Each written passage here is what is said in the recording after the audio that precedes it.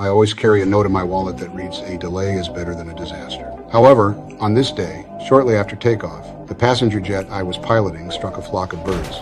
The engines were damaged and immediately lost power.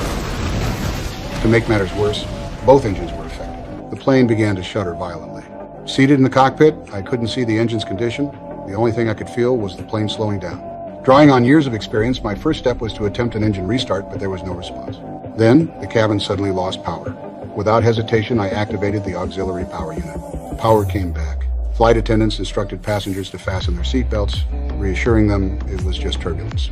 I quickly directed the first officer to pull out the quick reference handbook to find the procedure for dual engine failure. Simultaneously, I began calling the tower to report the situation and request assistance. The tower ordered all aircraft at surrounding airports to hold, clearing the way for my flight, U.S. Airways 1549, to return. Stop your departure, got emergency returning, 1549, bird strike. But in my mind, I knew our altitude was insufficient to make it back to LaGuardia Airport. We might have to ditch in the river. This is the captain. Brace for impact. What? Brace! Brace! Brace! Heads down! Stay down! Brace! Brace! Brace! Heads down! Stay down!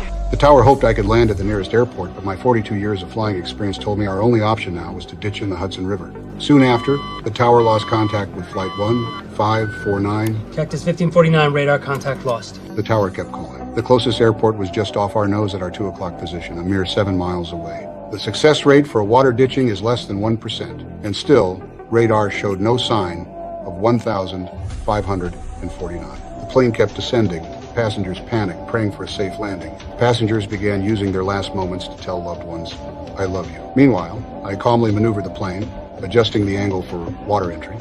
30 feet, 20 feet, 10 feet. And just like that, the plane landed safely on the Hudson River. It remained intact. I had executed a perfect ditching on the Hudson. Only one flight attendant suffered a minor leg injury. I quickly left the cockpit, directing all passengers to evacuate in an orderly fashion.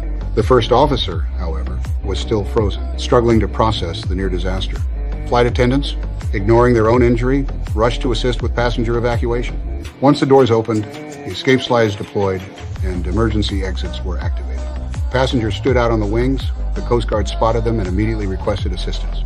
Air rescue was scrambled immediately. Under my direction and with the flight attendants' help, passengers were evacuated orderly onto the wings and life rafts. Our flight attendants stayed until the last possible moment before leaving the cabin.